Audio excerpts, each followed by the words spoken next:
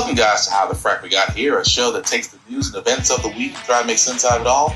I'm your host, the most Will Buchanan, and on this show, we simply are all about the facts. There are plenty of news stations out there that simply want to do anything short but inform you.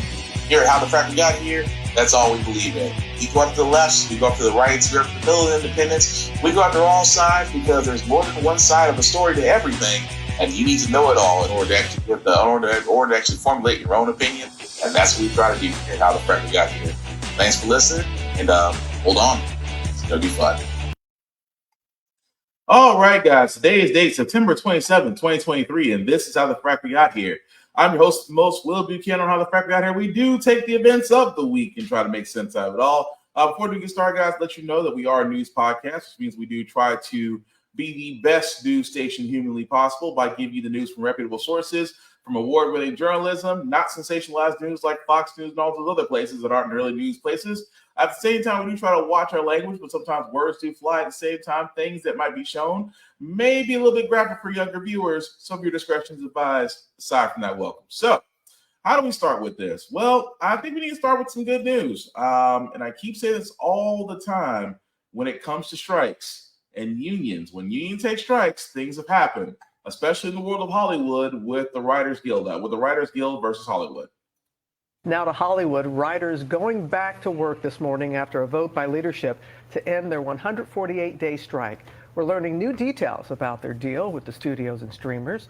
Kana Whitworth is in Los Angeles with those details. Good morning, Kana.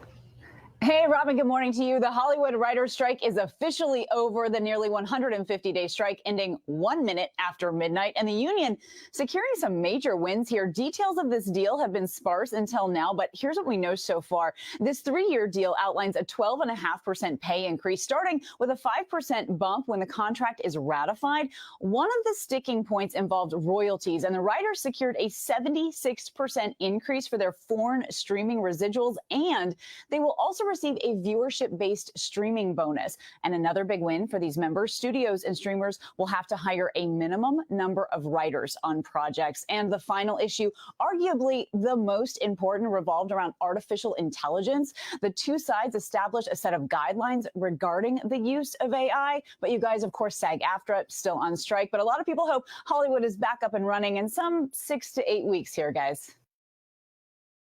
Heard me say it many times. Wall Street did. Quiet, you. So really, guys, from what you saw, yes, the Writers Guild did actually get a finalized ratification of the contract that they have with Hollywood. A lot of great things happen there. Pay increases, especially when it comes to streams and revenue and DVD services. Definitely a 12.5% pay increase, starting with 5% over the time of their contract. Guaranteed number of writers per shows and things of that nature, and AI is definitely being regulated. Again, all great things that are happening. Now, of course, that's only one other half of it. The Screen Actors Guild is still having their contract dispute with Hollywood, but with the Writers Guild kind of being solved, I would have to assume that SAG is not too far off from behind it. I don't know how many other ways I can say this, guys. I really don't. Unions work. They've always worked. They've always been able to get us. Benefits, PTO, sick pay, things of that nature, all born from unions. This is the reason why we strike, because if you guys haven't noticed by now, everything in the world is going up but your paycheck. And it's high time corporations are starting to realize that, because CEOs and those in the higher bracket percentile seem to have a disconnect with the rest of the world. Because again, I can only imagine if money is no longer an issue, you find yourself not in the same area. Ain't that right? But move right along, guys. I did want to cover this as well, because we've had this happen in Tennessee where drag shows are trying to be regulated, because some people believe that basically a person dressing up a drag is dangerous to your child, when it's actually should be somebody who's backwards, illogical, and most likely a Republican in power. I'm talking about you, Lorraine Bobbitt, to decide to give your companion some extra needed attention at a Beetlejuice concert. We haven't forgot. Reason why I bring this up, guys, is that a judge in Texas has banned the law that says drag shows are unconstitutional. It is a violation of First Amendment rights since they're trying to declare that that drag shows are sexually oriented performances. They are far from it.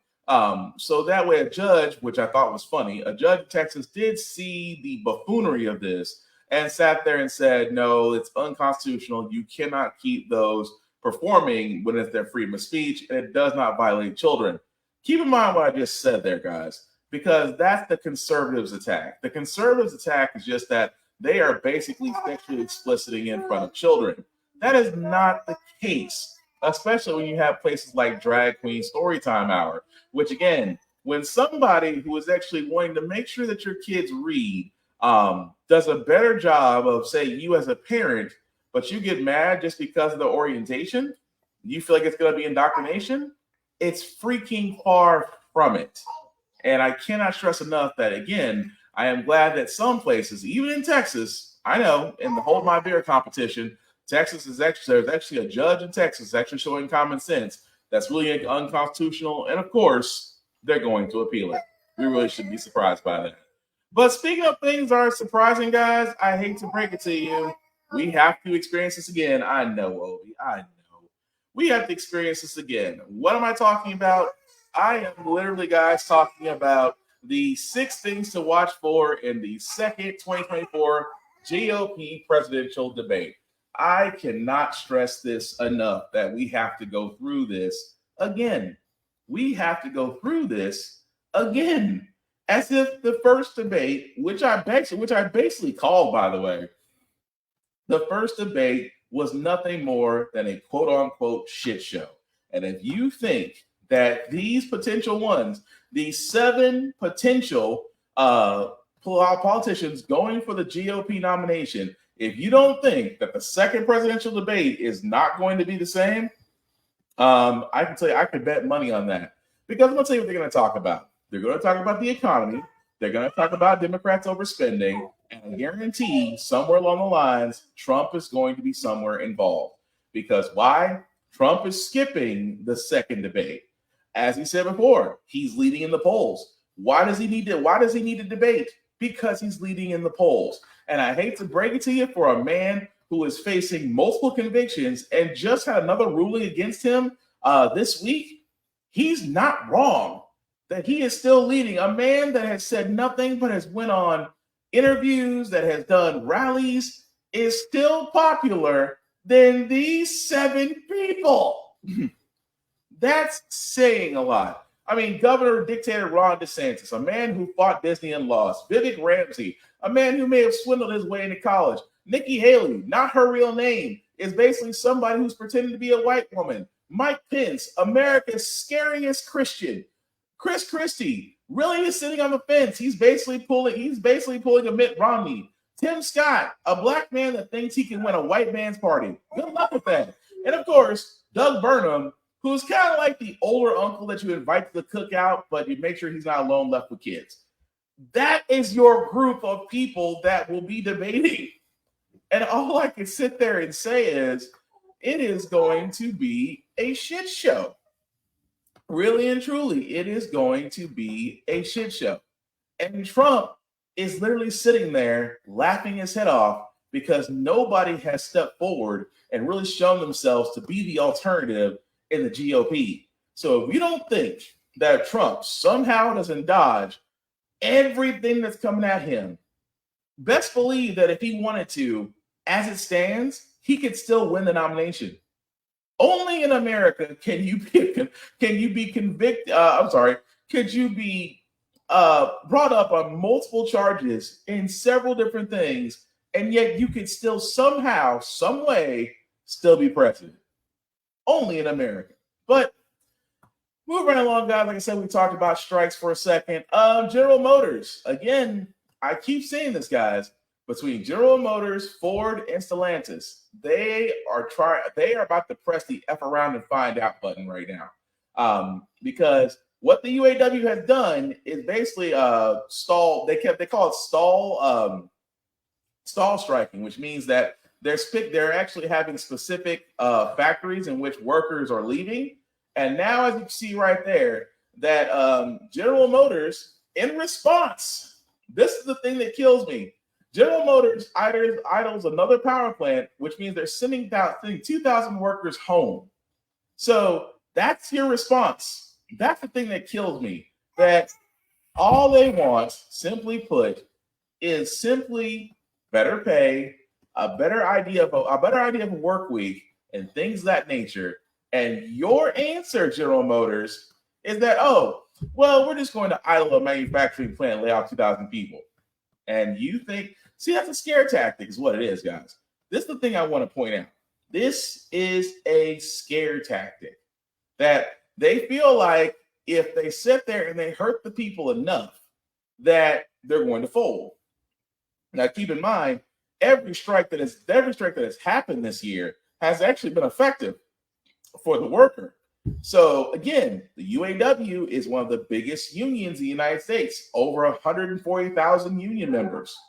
And like I said, at this point, the big three cannot afford to take plant hits in the U.S. Oh, but they could go to Canada, they can go to Mexico, and then who would buy their cars?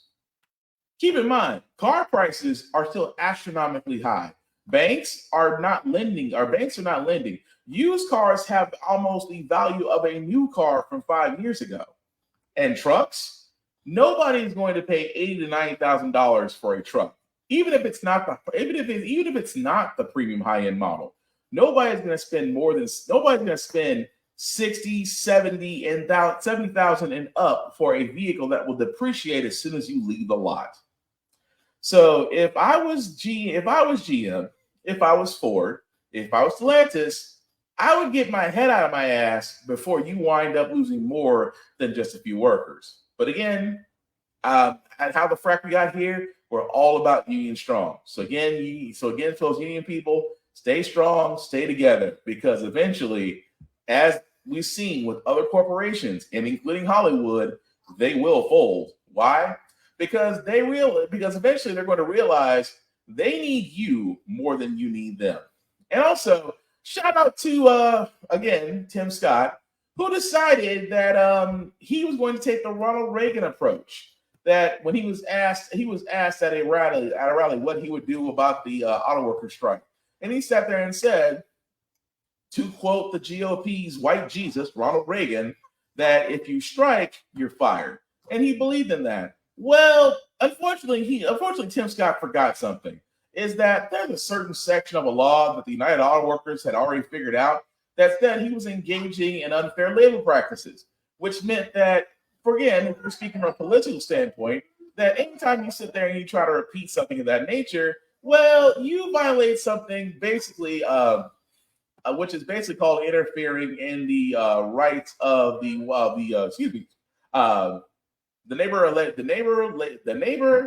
National Labor Relations Act. There we go. Wow, I can't talk. Which is basically in Section 7 of the Act, where it says the employer has interfered with, restrained, or coerced employees into the exercise of their rights guaranteed in that section. On Monday, September 8, 2023, Tim Scott threatened employees with adverse consequences if they engage in protected, concerted activity by publicly responding to a question about striking workers as follows. If you strike, you're fired. Yeah, he violated it. And again, I'm not surprised about Tim Scott. I really am not, because the simple fact of the matter, guys, he is a effing idiot and delusional. Because again, he's a guy that thinks that he can win a political party that does nothing for minorities or women, but swears up and down he is the political poster child for pulling up by my bootstraps, being in a big family, making against all odds, and yet people are wondering about, is he single? Would that make him a good president? That's your political party, Tim Scott. And you just pissed off the UAW. Good freaking luck. But at the same time, guys, we do got to talk about the other elephant in the room. Unfortunately, if nothing gets done by this Saturday night, the government can be shut down again. Oh, play the repeat broken record. Shut down 11:59 p.m. Eastern, Saturday night. That is the deadline to avoid a shutdown, and there is just no agreement yet about how to do just that, in large part because of divisions within the House GOP conference. The Speaker of the House trying to convince his members to all fall in line behind a Republican-only bill to keep the government open for just a few weeks. But he doesn't have the votes because he has included in this plan spending cuts that the Democrats won't accept, border security measures that the Democrats won't accept. But the cuts don't go far enough for some members on his far right, which means that he doesn't have the 218 votes to get this out of his chamber. He can only afford to lose 4 Republicans on any party line vote. He, at the moment, is probably losing about 7, maybe even up to 10 members on a short-term spending bill. So what is the speaker's plan? He is still trying to pressure those same members to come on his side. This, as the Senate leadership, is working on a completely different plan to keep the government open with hardly any time to reconcile differences. Now, I asked the speaker about what is looming over all this. Threats from his far right that he could lose his job as speaker if he were to cut a deal with Democrats to keep the government open. I asked him how much that is driving his decision-making over his handling of the spending talks. How much is the fact that if you do cut a deal with Democrats, there could be a vote to push you out? How much is that driving your decision-making right now? Nothing drives my decision. If that was driving my decision, wouldn't that driven my decision making 15 times before? But you could have cut a deal with Democrats, and that could be the end of it. Did I cut a deal then? Did I cut a deal then? When I went 15 rounds. No, I'm talking about right now. Okay, but let me explain something to you. I'm no different than I was then or before. My whole focus, what's in my mind, what drives me, is the American people. I'm not worried if someone makes a motion. I'm not worried if somebody votes no. I'm going to wake up each and every day with the same thing that drives my opinion of what needs to be done, solving these problems, and that's what I'm going to do. And I'm going to work with people who want to get that done. Now, even if the Senate were to reach a quick deal, it will still take some time for the chamber to process that measure. If it includes provisions dealing with aid to Ukraine, for instance, that could slow things down because of opponents such as Senator Rand Paul of Kentucky, who was warning he could drag things out. But there's talk of potentially foregoing the issue of Ukraine aid, punting that to later in the fall, and just simply keeping the government open just for a few more weeks. But there's still no guarantee that Speaker McCarthy will put a Senate-passed bill on the floor of the House. If he were to do that, again, he could face that same threat to push him out of the speakership. So huge questions looming over Washington. Will the government shut down? How long could a shutdown last? And how will this play politically? There are a lot of Republicans, including the speaker himself, concerned that the GOP would get the blame for this as they try to get something done, avert a crisis here in Washington. But it's unclear at this moment whether they can. Okay. Yes, we should be surprised. Number one, it's Kevin McCarthy, a man who does not believe that he doesn't have any issues, a man that sat there and was like, you know what? Sure, it took me 15 times, but hey, got in, right? It's the same guy who right now is having an issue with saving the economy, saving his presidential seat. Because his own party has sat there and said, either you put through what you promised you said you would do, or we vote you out as House Speaker. And even though it's a handful, and even though Kevin McCarthy right now may not have the complete and total votes to get things done, aside from that, it's always been a shutdown problem. See, what they do is they kick the can down the road. It's always been the problem. They don't just stand and say, oh, it's a partisan issue. It's really not.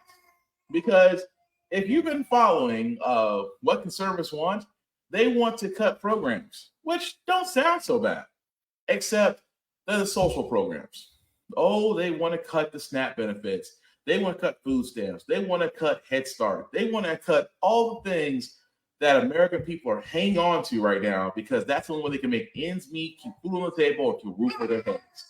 At the same time, these Republicans, keep in mind, I said Republicans want to cut these programs. And I keep on, and the thing that kills me all the time is I wish Democrats would say that a lot more. I wish Democrats would turn around and they would say, you know what? It's not us. You want to know who's cutting? You want to know who's actually cutting these things? It's them. And I wish they would keep harping on it because you know what Republicans do? Republicans will harp on BS. At the same time, will turn around and sit there and say, oh, well, they keep repeating the same lie over and over again. Democrats can do the same thing, but with the truth. Conservatives want to cut spending programs. If they keep harping that enough, people will pay attention. But saying it every once in a while doesn't get anywhere. But you know who it'll get though? The people that actually get it. Because people forget the things that happen in a government shutdown don't always affect politicians because politicians still get paid. If the government shuts down. Let's bring in ABC's Alexis Christoforous to help explain the impact across the country. Alexis, good morning. Good morning, Whit. A government shutdown would disrupt many of the essential services that Americans rely on and force as many as 4 million federal employees to lose pay. Government workers deemed essential, such as military and law enforcement, would have to work without pay, though they would get back pay once the shutdown was over. National parks could shut down unless their states pay to keep them open, and some passport offices and federal buildings could also close. A shutdown would delay new clinical trials for cancer and other research, while 10,000 children could lose access to the early child development program Head Start.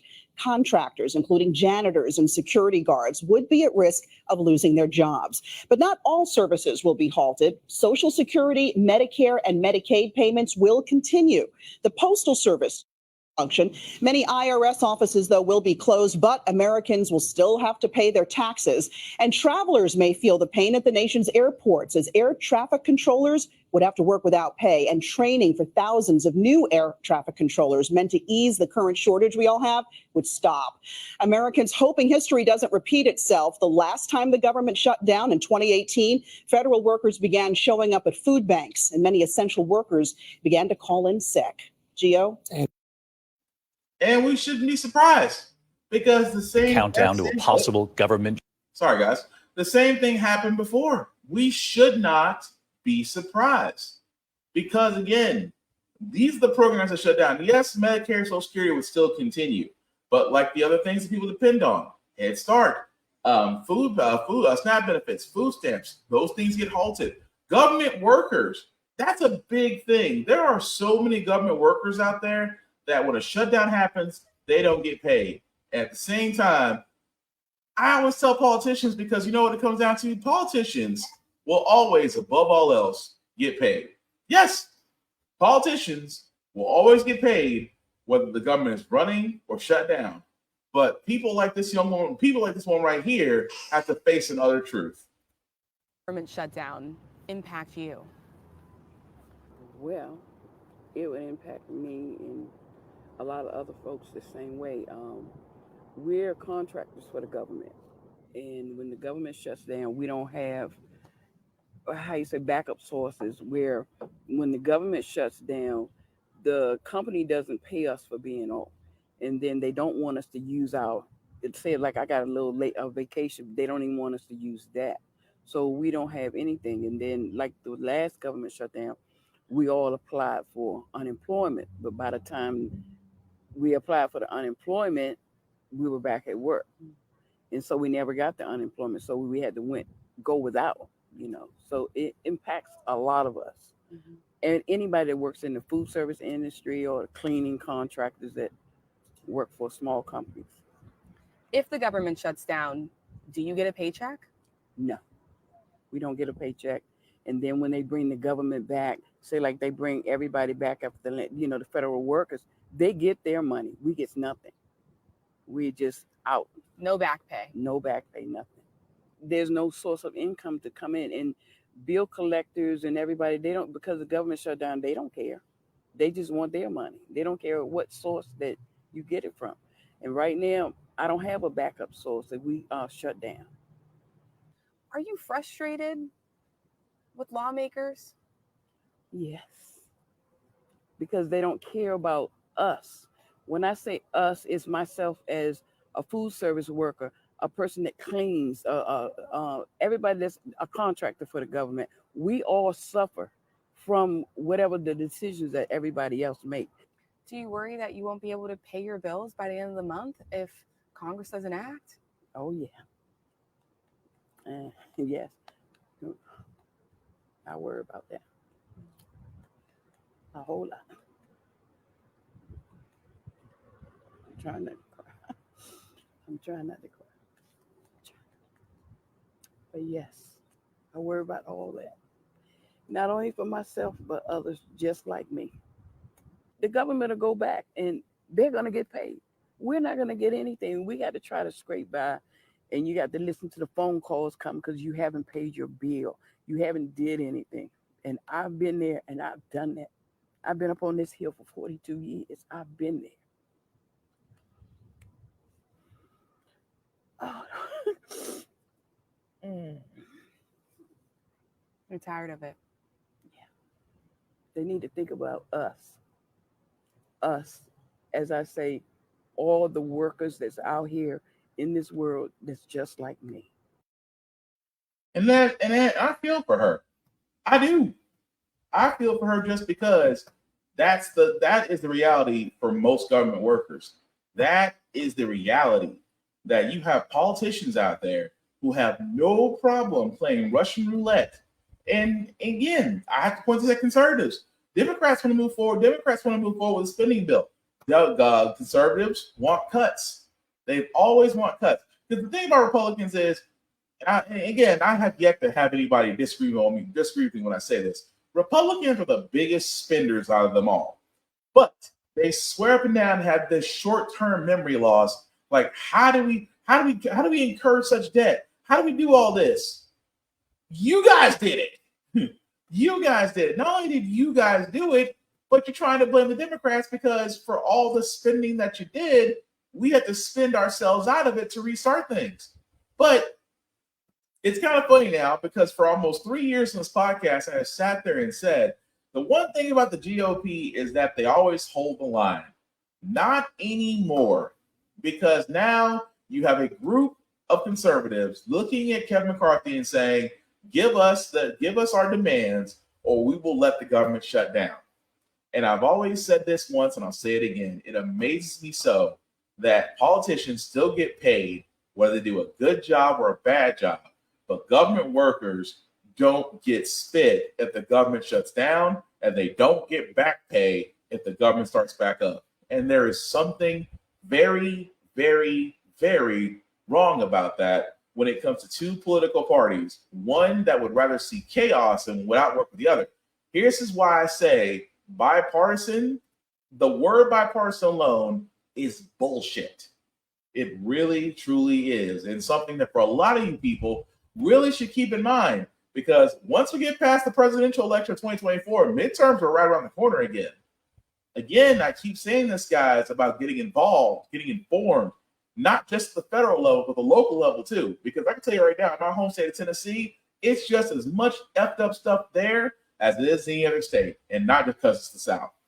But speaking of Democrats, because they got their own hot water, but again, Bob Menendez, a man who is adamant that he did nothing wrong, even though they found he's accused of bribery charges, which, again, thousands of dollars found in his coat, gold bars in his house, and yet him and his wife have now just pled not guilty.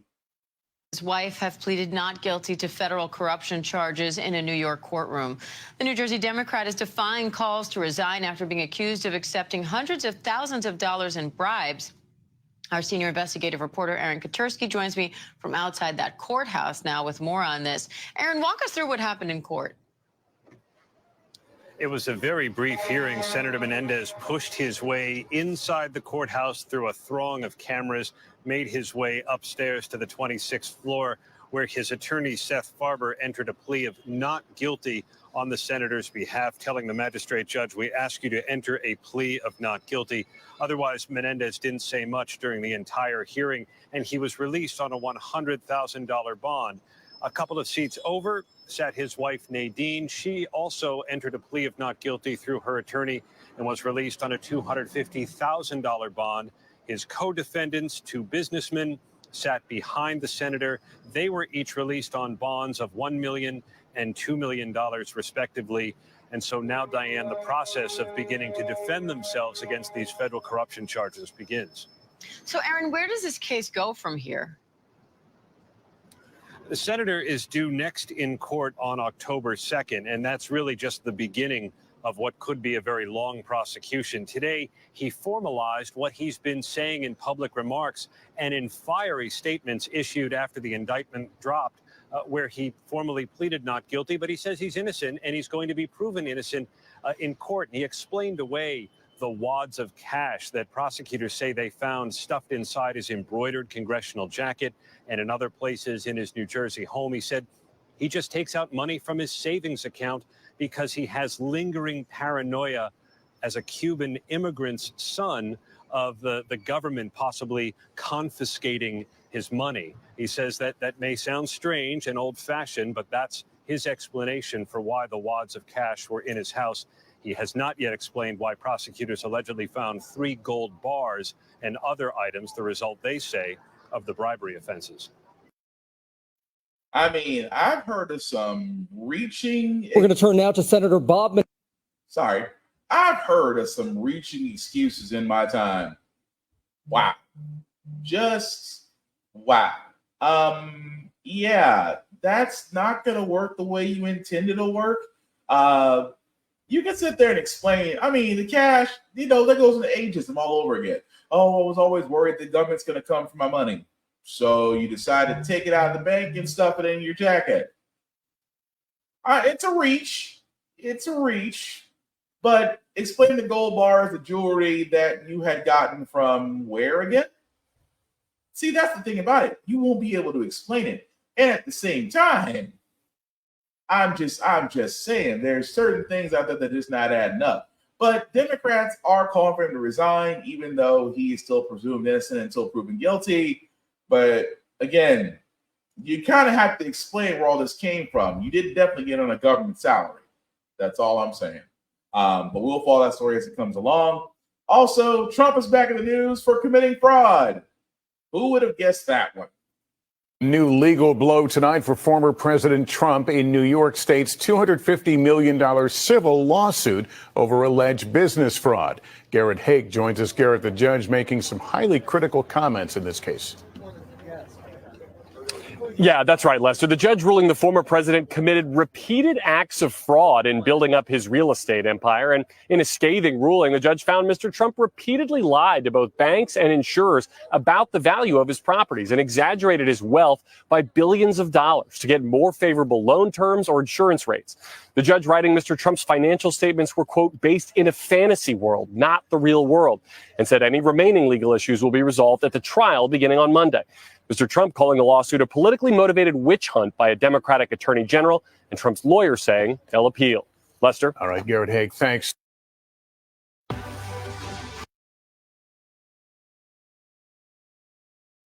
Sorry about that. I am definitely not on my line about switching things over. Again, Trump, fraud. Why are we surprised? That he's basically repeated acts of frauds for years? The rest of the world. Duh. Again, I keep saying this. If Trump somehow, some way gets through this, I will be freaking surprised. And I do mean surprised. But again, we shall see, because we're not too far off from the next year of the presidential nominations. And if Trump somehow manages to stay out of jail, he may get the nomination. And that's a scary part. And we had even got the second debate that's supposed to be happening very soon. But I digress. Move right along. Guys, this is another thing, especially for Black, I keep on pointing this out. They are trying to get us at every turn. What I mean by that is, and I cannot believe I'm saying this, that there is a fund out there, the Fearless Fund, which is basically a fund out there that does grant funding for Black women who are entrepreneurs. There is a gentleman out there, and I wish I could make this up. This gentleman, Edward Bloom, who is behind the admission cases on the Supreme Court, who is literally the guy for the American Alliance for Equal Rights. He says that the Fearless Fund, because it's a grant that is specifically for Black women, isn't fair. Yes, you heard me right when I said this. The Fearless Fund, which is for Black women entrepreneurs, and that Edward Bloom, a man, a white man at that, has tried to sit there and say that the Fearless Fund is basically unfair because it's targeted toward a certain demographic. Well, thankfully, a judge had saw reason and sat there and pretty much told him in so many words, they can do that, you're an idiot, and leave. Well, this is the reason I keep bringing up. That's just one of many stories. I mean, there's a story out there right now about land that's trying to be seized by a state for eminent domain to which Black people have owned for decades. I keep saying this, guys, all the freaking time, that they are putting out things out there they're trying to take from us, and they're doing it right in front of our faces. This is why I keep saying the whole entire time, guys, it is time to be active. It is time to get into it, because if we do not, it will come back to haunt us. I promise you that. I can't keep stressing that anymore, that it will come back to haunt us unless we act. But the last story I got, guys, before we get to our feel good segment is, well, I never thought I'd see this coming in 2023, but I guess I got to add this to my bingo card. The Senate just passed a bill that possibly could push forward marijuana. A bipartisan bill related to marijuana has cleared a major hurdle in the U.S. Senate. The SAFER Act would make it easier for marijuana businesses to access the financial system. This was advanced by the Senate Banking Committee today, meaning it heads to the full Senate floor for a vote next. According to Statista, the U.S. cannabis industry is set to pass $33 billion this year. And the thing is, those companies need somewhere to store their money, right? Unfortunately, that is almost impossible present day, because for those businesses, marijuana is illegal under federal law, and so they can't save their money in federally insured banks. The legal marijuana industry is almost entirely cash-based because of those restrictions. CNBC's Jane Wells joins me now. So, Jane, this bill is not going to legalize marijuana at the federal level, just to be clear, but it deals with this banking issue. It's a huge step forward, Kate, because this banking law, if it becomes law, will allow the federally regulated banks, Bank of America, Wells Fargo, Chase, to do business, to accept the money from these state legal marijuana operations. These businesses can also get loans now. They can buy insurance. They can get financing. Their employees will be able to show proof of income and get mortgages. And it will also then maybe let Visa and MasterCard into these legal dispensaries so that customers can start using credit cards and move away from there's just so much cash, which creates danger. And there are often robberies at these dispensaries. This is all part of making it safer, not legal federally, but safer. And what are the mechanics on Capitol Hill, Jane? If this passes in the Senate, I don't know if that's likely, then what happens in the House? Well, Senator Chuck Schumer says he plans to bring it to the floor as soon as possible. And the theory is they wouldn't have got it out of the committee, which was a bipartisan vote, by the way, unless they felt they had the votes on the floor. They are going to need 60 votes to end debate before then they can do a vote in the Senate. After that, it would go back to the House, which has passed this many times. The choke point has always been the Senate, and then it will go to the president's desk. That's assuming there's not a government shutdown. Well, we just talked about that. Yes. So, yes. So, of course, the bill itself doesn't legalize marijuana, although at this point, I have to keep asking this question, why the frack not? But at the same time, it is geared to those, because if you guys haven't noticed, those who are in the marijuana business do not have bank accounts because banks do not recognize them as sustainable financial holdings. So therefore, marijuana stores and coffee shops, they're called, don't have bank accounts. So they are always up for being robbed and things of that nature. Look, here's my thing. One day, I hope in my lifetime, because I don't smoke weed. I have plenty of friends out there that enjoy it. It's medicinal. It has, and I have saying this. I've been saying this for now 3 years. I'm not a fan of marijuana. I don't smoke it. I don't ingest it, but I do understand the properties behind it that have been helpful, that have been beneficial, that are better than oxycodone and Percocet pills, that have helped many upon many of people. I understand it. I see, and of course, not just from the relaxation measures up for it. I mean, the plant alone has many other applications that could be used to really give ourselves a brand new economy and pump money back into the U.S. I see all of that.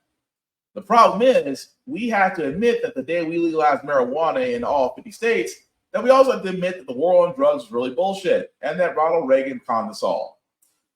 Maybe one day when we have a progressive enough government, that'll actually happen. But there are still some states where you can enjoy it. So visit and enjoy yourself. But guys, we're gonna go ahead and get on to our feel good segment. Usually when have the Frack guy here, we usually cover a lot of things that are doom and gloom. Sometimes we use faith in humanity, but hey, it's hump day, which is Wednesday. Tomorrow is Friday Eve, which is Thursday. We will leave you guys out with some good vibrations. And who doesn't enjoy a good birthday? Even when you're the oldest person in the U.S. and you look good for your age too. America strong. It's been said aging is just another word for living. Elizabeth Francis is doing both gracefully. Oh, I'm very, very young. Look at me. Elizabeth Francis is now 114 years young. As she celebrates this birthday, she's also counting her blessings as the oldest living Texan and the second oldest person in all the U.S. Happy birthday. Joining Miss Elizabeth, as she likes to be called, great-great-grandchildren, great-grandchildren, grandchildren, and her only child who's in her 90s. I am 94 years old. I'm trying to forget. At 114, Miss Elizabeth qualifies as a super centenarian, a term reserved for those 110 and over. When she was born in Louisiana back in 1909, William Taft was president. At that time, blacks and women did not yet have the right to vote. Her family credits her longevity to her faith. Miss Elizabeth made sure to attend church every week and read the Bible daily. Now church members bring the service to her. Her granddaughter also points to her healthy living habits. She never drove a car, walked everywhere. As for smoking, never have. Or drinking, oh, no, ma'am. She has been a wonderful mother and grandmother to all of us. She has been our back. Well, definitely happy birthday. 114 and still looks good for her age, man. Hey, to be 100 years old, that is a wealth of knowledge and life in there. Like I said, want to give Miss Francis all the happy birthday and love on that one. But that's gonna do it for this podcast, guys. I do thank you all for watching, for liking, for letting people know this is live. I certainly appreciate that. So shameless plug before I do get out of here, guys. I do want to shout out my buddy Vaughn at BigBZA.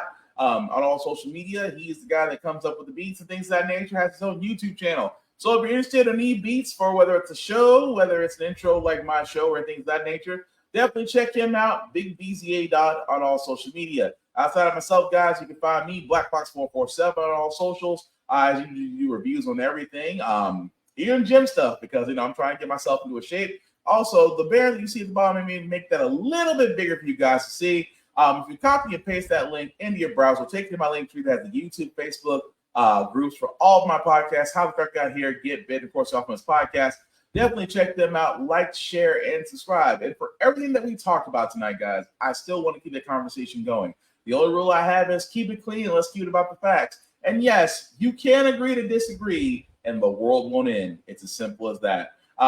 Aside from that, guys, I keep saying this as we get into as we're getting toward the end, even with this debate that's about to happen, guys, get informed, get involved, vote. I cannot stress this enough, because if voting wasn't, if anything, the last special election in Georgia should have shown you how crucial voting truly is. Without that, we would not have our first black senator out of Georgia. Georgia itself wouldn't turn blue. And at the same time, there might have been a chance that Trump could have actually gotten to be president again.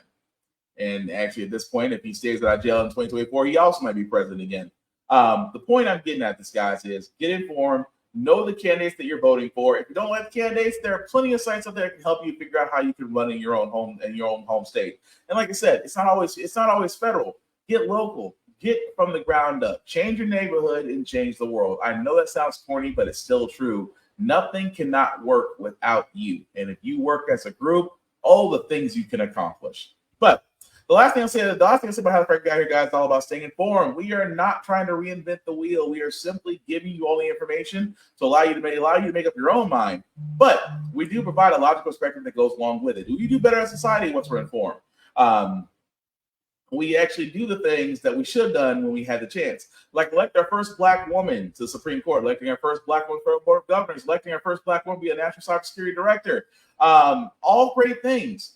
When we don't learn from history, we are doing to repeat it. That's what we keep asking ourselves. Why does everything go up at our paycheck? Why are we electing different politicians but still the same old game in Congress? And most importantly, how the Frack got here. Thank you all for watching, guys. Take care of yourselves and each other, and we'll all get through this. Peace.